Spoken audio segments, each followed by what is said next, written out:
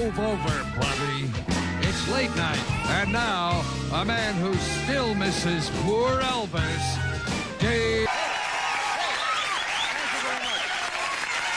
Thank you very much, ladies and gentlemen. Thank you very much. Welcome to the program, folks. Oh, hey, hold it here. Thank you. Allow me to introduce myself. My name is Dave Idib Letterman. The guy here from Turkey. There he is. This man is from Turkey. Your name is Murad Idib Kadar. Yeah, cute. Wanted to get this in early because we know you'll be falling asleep soon. Huh? Wait to get my cousin's name. My sister's Okay, no, seriously. You know, we only have an hour. And I have a few things I'd like to cover, but... well, ladies and gentlemen, anyway, thanks for tuning into the big show here tonight. Have you heard about this? There's like a landmark... What the hell is this? TV. We got a TV here in the living room. Yes, you do. There's a landmark court case taking place in Indiana, my home state. I'm from Indiana. Yes, that's what I'm saying. Are you from Indiana, really? Okay, well, I'll speak very slowly then. The case is now, the Indiana Supreme Court is arguing that nude dancing in bars is not an art form. Nude bar dancing is not considered, in their eyes, to be an art form. Well, let me tell you something. Hold on. Hey, wait a minute. It is when I do it, all right?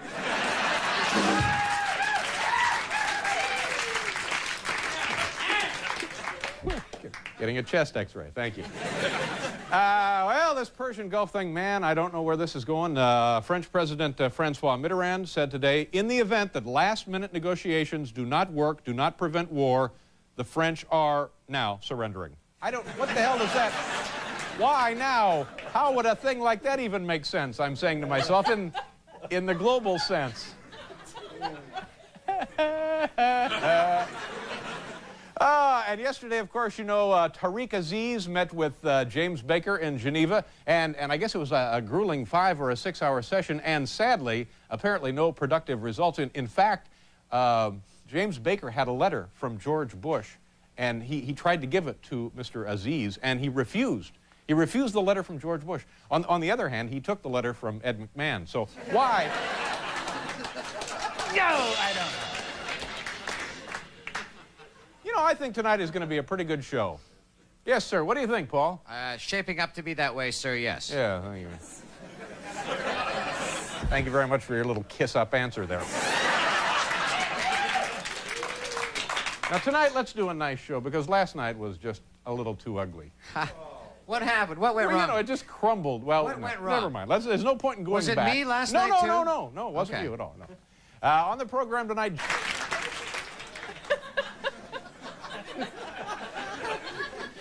Let's get to the part of the show which I am now finding the most entertaining part. What's that, Paul? The part about who Morty had dinner with last night. See, last night, well, I loved it. Morty had a cold last night, so we didn't have dinner with anybody. You didn't go out last night? But you know what he was, I can't even tell you. Yeah, I got to tell you. Can I tell him what you were supposed to do? What? Sure did. He was going to go out and ride around with firemen last night. That's true. What does that mean? Something to do with a merit badge. That's all I know. But he couldn't be, and last night we had that big ice storm. He couldn't do it last night because he's under the weather. How you doing tonight? I'm feeling very, very He's feeling good. very better. Very much better. Very Very much well, better. whatever the hell he He said. leads, really, the swingin'est lifestyle. You know what I of like to say anybody about I- Morty? Yeah? He's a guy on the go. That's what I was gonna say. Listen to this. Last night I get home in the middle of the night, and I live up there, and there's some woods near where I live. Yes. Well, you'll see one day when you come up to the house. Yeah, I look forward to that day. And out of the woods, I see like one deer, one small, one tinier deer, a younger deer, and then pretty soon Deer running across your property. No, not running, kind of walking up out of the woods. Uh-huh. And then pretty soon there's another deer, and they're both the same size, and then yet a third deer. So I have like 3 young deer in my backyard, and they're you know, smaller because now in comes 2 bigger deer. And I'm sitting out there and I'm watching this for about 20 minutes or so, and it's very quiet, and the deer are sort of nibbling around doing, you know, eating. I guess that's what they're doing, eating. No, they're playing miniature golf, Dave. That's and before you know it, they see me, but they're used to me. They sense no fear from me. Because I had done this. This is what I had done, and they sensed right away no fear sense no fear from me. Before you know it, the big one comes right up close to me, kisses me right on the lips. Get out of here. Get out of here. Get out of here. You tell a beautiful pastoral And now I'm worried about the scene. Lyme disease because, I'll bet you were.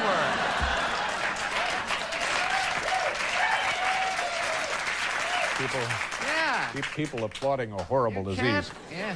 Hal, let's see, this is our director, Ernie. He wants to be called Ernie for 91. Hal Ernie Gurney. Yeah. Ernie, could you turn on the external camera for us, please? Okay. You folks have tuned in on a great night because tonight we're playing May We See Your Holiday Photos, Please. There we go.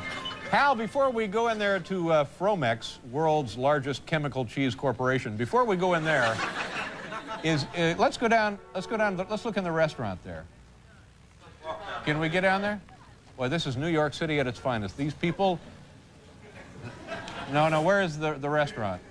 Can anybody hear me? Okay, that's the shoe store. This will be an excellent little exercise. Hey, Paul, how about a little music here?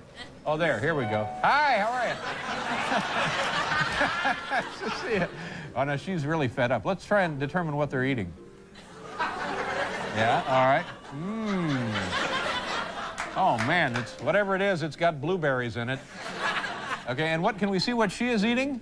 No, can we see, nobody can, oh, here we go, turn around and see what, oh, okay, she's finished. All right, well, nice to see you folks. I'll pay for dinner, all right? Okay, bye, all right. Now, Hal, look and see if you can you see our office building from there? It's awfully quiet, isn't it? There, is it way down there? That's 6th Avenue looking south. Can we see it or not? There's Radio City, 1 block north of us. So we should be the next building to the right. Right above the sign. No, I don't see it. Can you put the extender on there? All right, now get out the high-powered rifle. So we can or we can't see it?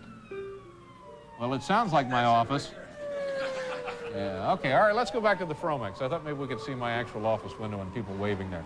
All right, back into play. May we see your holiday photos, please? All right, back into the Fromex store so we can play May we see your holiday photos, please?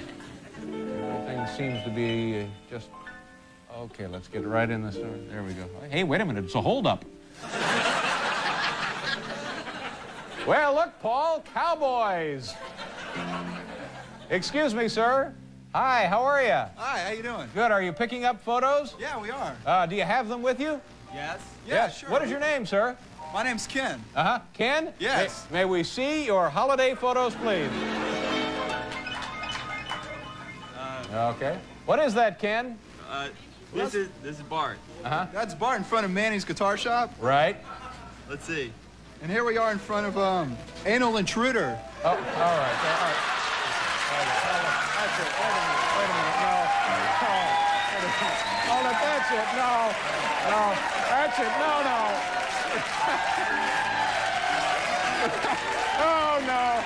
That's it. No. We're all... That's it. Hold it. Gee, I wish we had more time for May we see your holiday photos, but we're all out of time tonight. Well, that's just a piece of ugliness we did. They've ruined May we see your holiday photos, please. Ernie, Hal, turn it on again, but don't let them know we're... Oh, no, get it. Just don't know. They're out. They've played. You guys have played. We're going to send you a savings bond. Now go home.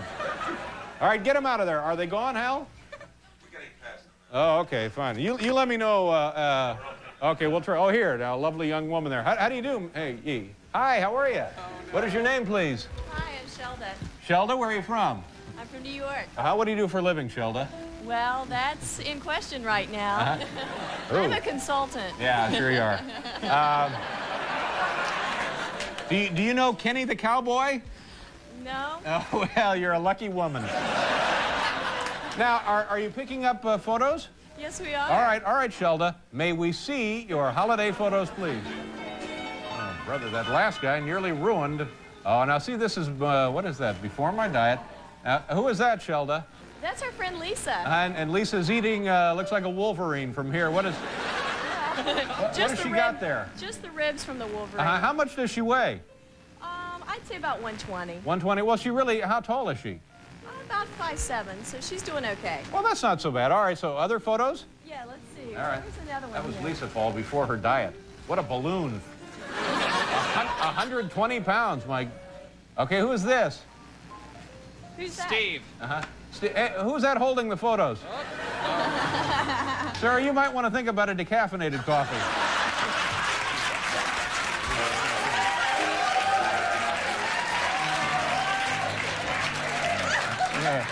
That's, all right. I tell you what, this has been the worst installment of May We See Your Holiday Photos ever. All right, let's see one more, and then we have to go. Some actual holiday photos here. Oh, no, let's see that one. You're kind of hiding that one. Let's see it. Ooh, whoa, hey, wait a minute. Yeah, let's take a look at that one. Could we see? Tilt up there. Here's a good one. Okay, let's see that. All right, who is that, Here's the best Sheldon? one. Here's the best Oh, but you've made us all sick with that. Thank you. All right, kids, good luck, and thank you for playing. May we see your holiday photos.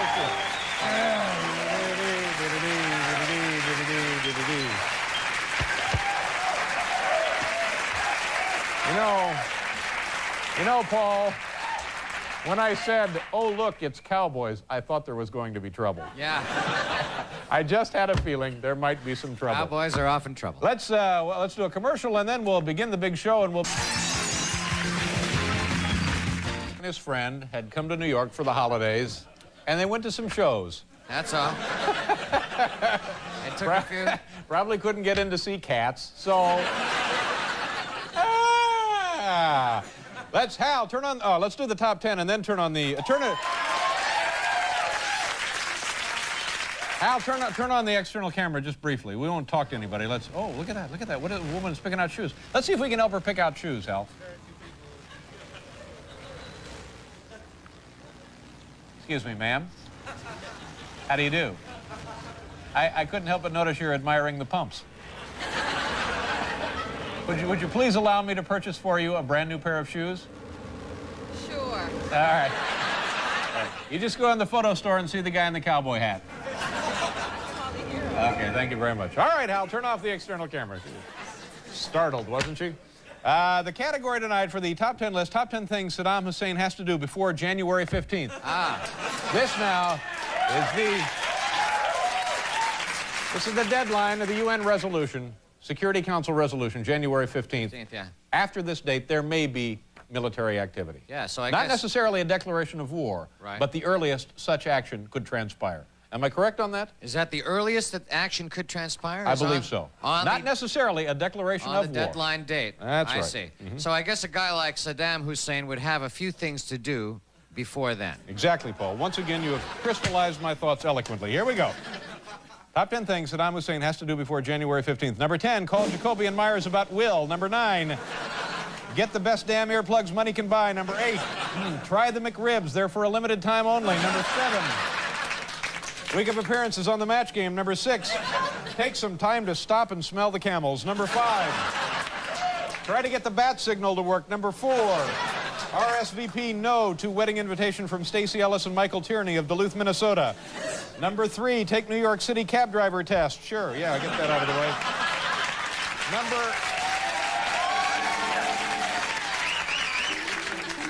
Number 2, shower. Number 1,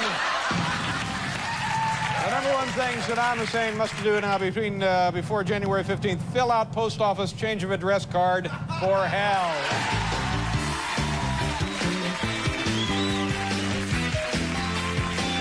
Distinguished journalist who provides commentary for the NBC Nightly News right here on NBC. Please welcome back to the program our old friend John Chancellor, ladies and gentlemen.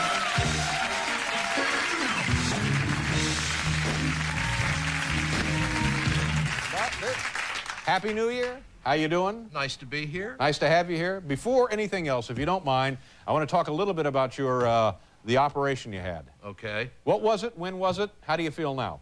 I feel all right now. It was open heart surgery. Right. It was a bypass operation. How did you know you needed it? Because I began to get feeling of fatigue in both arms. Right. And Any kind of tingling or numbness? It seemed, I'd never had rheumatism, but I'd say it felt like rheumatic. And so I went to the doctor and said, can I get something for the pain? I was on a book tour. And he said, where does it hurt? And I said, in my arms. And he said, in both arms? Right. At the same time? Right. I said, right. And 5 minutes later, I was with the cardiologist. Is that right? Yeah. Now, it's amazing that just from that little information, they can make that kind of a diagnosis. The heart, I have learned a lot about this, is a terrific organ.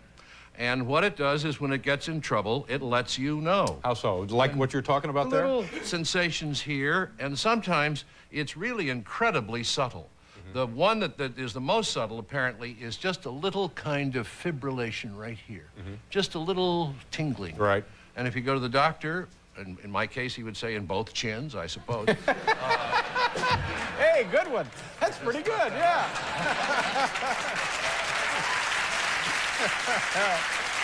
But it can be just this little thing, and the heart is saying, I got a problem. Right.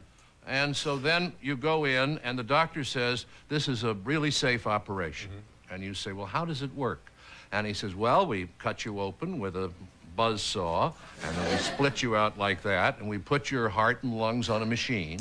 Oh, man. And then the line that I'll remember forever is, and then he said, and after we do that, we warm you up and get you started again. Ooh. So I felt like a kind of 53 Chevy pickup truck. Yeah. Yeah, like you're at a Jiffy Lube or something. Yeah. But how long does this thing last? This operation become very, very popular, hasn't it? Oh, yeah, they do it all over. I mean, hundreds of thousands. Right, and this is saving lives daily. I mean... It is. The hospitals like it because you're in and out quickly and you pay a lot of money. Yeah. But the surgery itself, from the time you doze off to the time they're waking you up, how long are you out? Oh, I suppose I was out for something like 6 hours or something like that, and I thought I was dead when I woke up. Oh, really? Yeah, I really did. Oh, and I was in this sort of, you know, hell is, or heaven, I figured it was hell because it looked like the inside of a public men's room. Where did you have this surgery done, It John? was a wonderful hospital, but it was tile, you see, and I was looking up, and then I realized I couldn't speak because they'd put a tube down, and I thought, well, I'm dead. This is what it's like being dead. Ooh. And did that panic you? Was there a little wave of terror went through you? It catches your attention. Yeah. And then you come around, and then you start to feel better almost immediately, or does it take a while? It takes a while. Yeah. I mean, I went through the fatigue is the thing that I was totally unprepared for. Here's how that works. You go home, and you're only in the hospital a week or so, and you come home, and you can't read. You're just exhausted. But you want to do something, so you watch test pattern on television. Anything that's on, sure. Snow. Yeah. You know. And so then I began watching programs, and somebody would come on and say, cavities are bad for America. Right. And floods of tears. I'd start to cry. Yeah, I've heard carry that. on. You get depressed. Have no defense against the world. Now, is that because you have used up all of your resources kind of protecting yourself against this surgery and the recovery? And the shock to your system is like being hit by that Chevy truck. Yeah. And then the man comes on television and he says, let us repair your kitchen. And you say, oh, what a wonderful person. And, I mean, there's nothing between you and these messages. It's all raw emotion on a very short Absolutely. And I knew I was getting better when I began to resist the cavity commercial. But you did have your kitchen redone, I understand. Yes, I did. He was a wonderful fellow. Let's see, we'll do a commercial and then we'll continue to visit here with John. Don't you think that a lot of people, a lot of adult males probably will go through that? Well, you don't have to. If I had done the things that I'm doing now before 2 years ago, I probably wouldn't have had this You could have avoided it.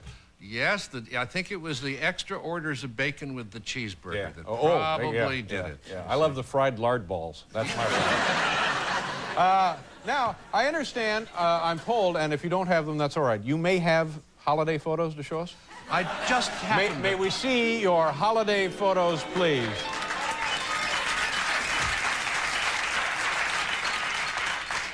Oh, wow. Here we go. That's Venice, Italy.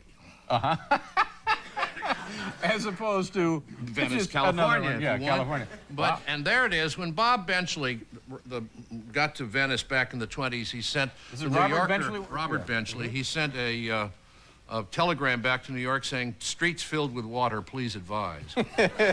What's this other one here? That's our daughter, Laura, and this. Oh, you should have this one framed, John. Yeah, this- because... the big fella there is her boyfriend. They joined us in Venice. Really? That's your daughter? That's my daughter. No, yeah. Has she been identified positively?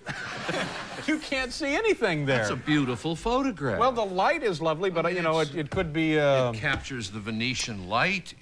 You and your entire family I were know there? what she looks like. I don't have All right, relax, relax. You want to hear my other line about Venice? Yes. General Grant went to Venice back in the last century and said it would be all right if they drained it.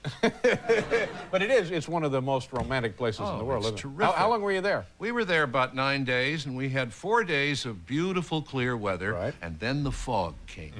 And there are two kinds of fog. One is filled with sunlight, so that every little droplet in the air reflects the sun. And it's just golden and wonderful. And then real pea soupers, so everything's slowed down on the canals. I love that place. Yeah. It's a terrific town. Now, was this the first European Christmas that you and your family have enjoyed together?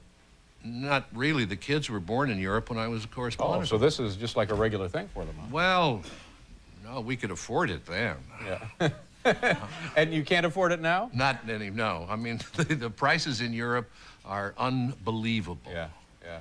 And, but we decided, after I had my heart problem and I realized that I was alive, I thought, well, let's spend a little money. Let's Sure, let's do enjoy it. life. Yeah, Let's good for have you. fun. And that's why we went to Venice. Yeah. All right. We've got like a half a minute now here. Give us your thoughts on what may or may not happen in Iraq, Saudi Arabia, Kuwait. I still think he'll try to wriggle out of it at the last minute. He may feel that he wants to take some air bombardment for 24 hours to show how courageous he is down at the bottom of his bunker. Right. I think your advice that probably the best, shower. Well, all right. Good to see you. Congratulations on your new health.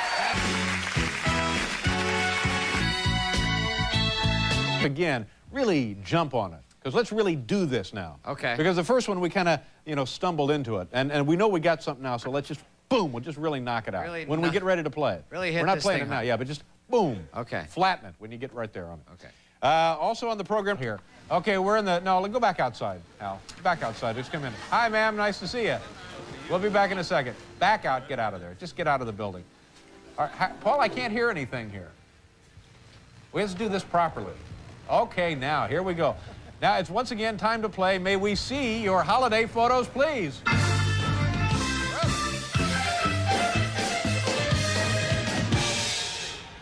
Scheduling rehearsal anymore. Guy with the CIA. Hey, tie up that raincoat thing. If you're getting on a bus. All right, now let's get... yeah. Wonder what movie he's going to see.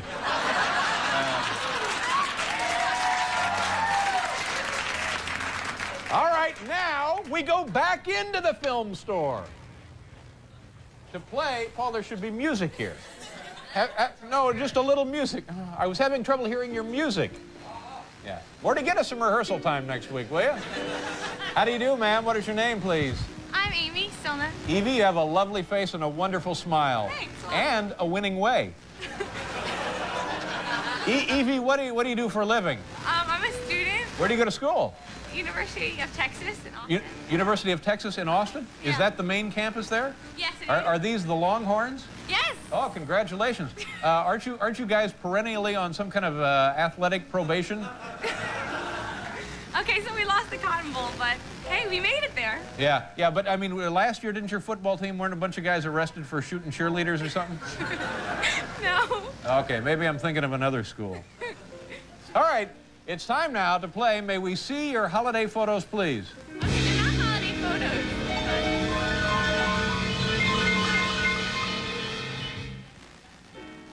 That's, What do you have there? This is my mom. She was picking tomatoes this summer. Wow. And she...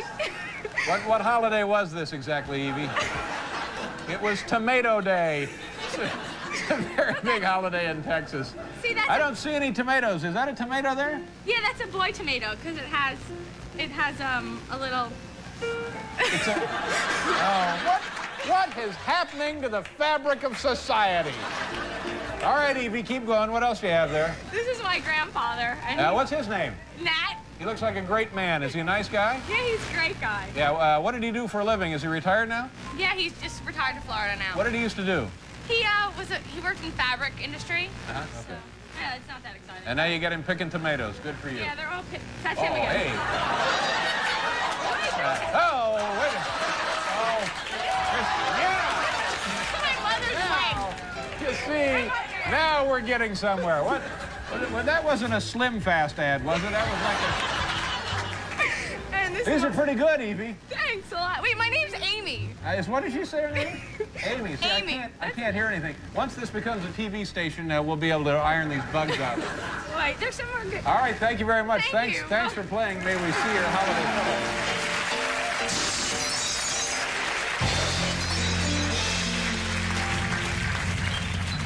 The woman's name was Evie. Amy. Amy. You all heard it as Amy. Yeah. I hear it as Evie.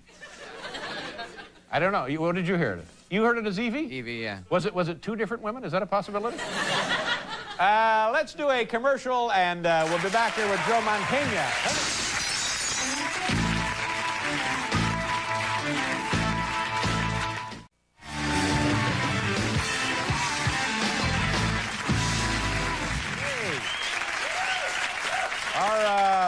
Our next guest's most recent motion pictures are. Please welcome back to the program a gifted actor, Joe Mantegna. Joe! Joe, how are you? Nice to see you. Thank you very much for being here. You know, I believe the first time you were on this program, you've been on this your second time, isn't it? This was years and years ago, and you were appearing in Glengarry Glen Ross over there in Broadway. Right. And the thing was a smash. It was a big hit. And since then, not that you weren't successful at that time, but you have really become very, very popular as an actor, haven't you? Things have gone very well. Yeah, and you were in these two movies that were produced about the same time. Alice with Woody Allen. Right, Alice and Godfather 3. Yeah, now how was that possible from a production standpoint? It was Your difficult. personal time. It was difficult because I was here doing Alice for a couple months. Yeah. Then I remember on a Friday night, you know, Woody shook my hand and said, well, you know, have a nice trip to Italy. And I got on a plane. The next day I went to Rome for a month, worked on Godfather, came back, worked on Woody's film for 2 more months, and then worked on Godfather. And nothing, I'm guessing here, similar about the characters at all, is it? No, no. Yeah, we both kill guys all day long. See, that would have been something, wouldn't it? Outside of that, they're very different. Yeah, it would be The Godfather and the companion piece, Alice. Right. See, that's not a bad marketing deal. Alice meets the Godfather. Yeah, sure. Tell me about your relationship with Woody Allen first on this movie, Alice. You've known him for a long time, haven't you? No, actually not. I mean, I met him for the first time. Yeah, that would have been my second guess. Yeah. But Woody's great. I mean, he's kind of a quiet, low-key kind of guy. I mean, I remember once, in fact, he was talking to his daughter on the set. She played a role in the film as Alice's daughter. And I remember he was talking to her in his Woody's dim, whatever that word is, way. Yeah. Did you say dim-witted way? Brother. No. I think you know what I mean. Anyway, he's talking to her, and he wasn't aware that I'm sure that I was listening because I just happened to be behind him, and he was explaining to her how she'd have to watch the action of the circus. And she was saying, oh, well, can I have a hot dog? And he said, yeah. Oh, sure, that's the prop man's job. If you want a hot dog, you know, he'll bring you a hot dog. Right. If you want cotton candy, he'll bring you cotton candy. If you want a Ferrari, he'll bring you cotton candy. And he said it just for her benefit, you know, and she didn't laugh. She's 4 years old. She's just like this, but I mean, it was a great Woody Allenism. Yeah. And when he's directing you, does he say much to you when you're... No, he doesn't say much, and I think what you learn is that when he says nothing, everything is fine. Everything is fine. So, in other words, if you're looking for somebody to say, yeah, great, you know... Were you comfortable with that relationship? Yeah, very much. I mean, you get to be. I mean, after a couple times, you know, they do reshoots a lot. He does reshoots a lot, and your first impulse is, I did it, I ruined it, I'm gone. You know, but then you'll say, well, what would you like me to do different in the reshoot? And he says, oh, nothing, fine. Just fine. Well, that's good. Yeah. Now, so while you're doing that movie here in New York City, as you mentioned, you get on a plane on Fridays and you go to Rome for The Godfather. Right. Now, what was that like? What were things over there? What was that going on? It was very Italian. Yeah. It was great. I mean, I have a lot of relatives in Italy. And so it was wonderful for me. It was a wonderful month. I got to, besides working on this film, which is just a monumental thing in itself, I got to meet a lot of my relatives from my mother's side of the family. And then, as it turned out, I got to meet a lot of my relatives from my father's side of the family recently, because I did a film in Baltimore, where there were all these Mantegnas that I never knew about. Right. And then, in fact, I met the patriarch of the family. This is in Italy? No, this is in Baltimore. In Baltimore. We moved back to Baltimore. And this guy was like a 91-year-old guy, and I'd never met anybody from my father's side of the family that really knew the history of, like, my family very much. And so he was telling me, he goes, yes, I remember when your grandfather came over from Sicily with his 2 brothers. And I says, 2 brothers? I'd always heard that there was just the one brother. He says, no, there was his brother, Joe. And I says, wait a minute, you mean my grandfather had a brother, Joe Mantegna, that I didn't know about? He says, oh, yeah. And I says, well, then that means my father was named after him, I was named after him. Who is this guy, Joe Mantegna? He says, well, sometime in the 30s, he was shot and killed for fooling around with somebody's wife in Little Italy. And I said, oh, great. So in other words, I'm named after some backdoor man in Baltimore. Yeah, that's right. So that's what I found out. It was kind of interesting. Now, were the family members that you have in Italy, they must have been very, very proud and excited that their relative from the States is back in the home country making a movie and stuff? Oh, it was great. I mean, it was really wonderful. In fact, well, the year before, a film I had done, Don Amici, we each shared the Best Actor award at the Venice Film Festival, and to them that's a very big prize in Italy. Yeah. And so I remember I got a phone call from them in Italy the day that it was awarded. I was still in my home here in the States, and I pick up the telephone and it's my cousin Pasquina. Pasquina. Yeah. And Pasquina's in Italy, and all I can hear through the transatlantic cable is, Giuseppe, you win the Oscar, you win the Oscar. She figured that was the best way to translate what the award was. That's great. It must be very gratifying for you. Yeah, it's been great. Now, in this movie, you play kind of like a John Gotti sort of guy, right? Well, people say that. It's because there has been comments made about how well dressed he is and things like that, and that he likes the publicity. So, I mean, I think it's an obvious parallel that people make, but it wasn't intended to be that. Do you know gangsters? Maybe. Have you? All right. Say, let's assume now that maybe you did know some gangsters, and maybe they went to see the film. Maybe they would call you to tell you what they thought. Maybe they would, and maybe they wouldn't. Yeah. But maybe if they did, what maybe did they think? Maybe they liked it, and I'm glad they did. Oh, good.